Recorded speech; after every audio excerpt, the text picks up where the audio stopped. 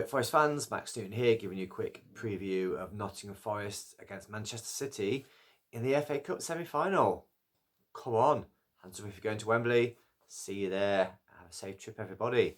Obviously, we're going to the game on the back of a tremendous away victory against Spurs that silenced some of the doubters who were, predicting that we're now going to drop out of the top five, and some of the home fans that were getting a bit angsty about that.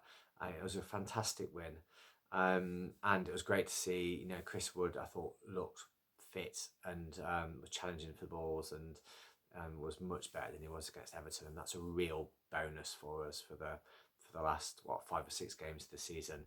Obviously, City also go into the game in a run of form. A great win, last second win against Villa, which really sets it up nicely for us, because if we win our game in hand on Villa, we'll go 6 points clear of them. And I think Villa are the danger side for our top 5 hopes. Not Chelsea, because I think Chelsea will fall away because they've got some really, really difficult games. But it's not about Champions League this weekend. It's about the FA Cup. And obviously we've got a real selection dilemma. Will Ola be fit? If he's almost fit, will we play him in the semi-final, or will we save him for the game on Thursday against Brentford? I think he might save him for the game on Thursday against Brentford, which I think means we're going into the game with Harry Toffolo and Marino as fullbacks or as wingbacks.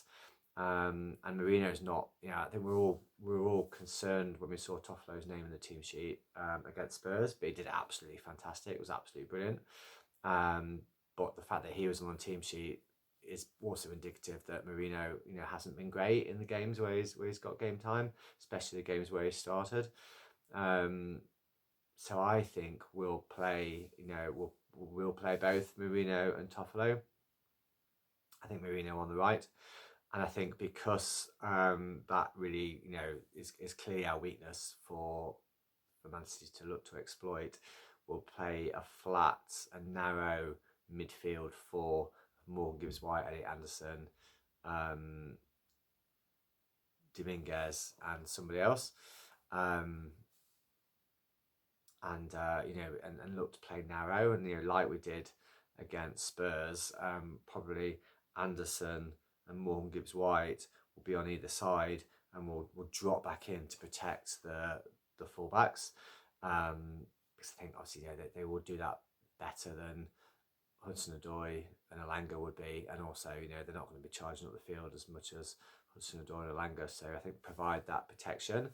I think we'll also try and push City to go out wide and cross the ball in, because I've been watching their recent games, and although they've scored a bunch of goals and they've won a lot of games, and people saying that they're bang on form again, they haven't lost since we beat them at the City Ground.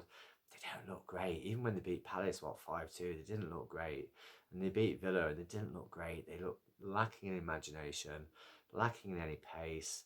They're trying to move the ball around in pretty patterns, like they've always have done, but it's just not coming off. They're not all on the same wavelength. People aren't moving into the spaces, and there's no imagination or creativity to unlock defences, and there's no height in the middle for crosses going in.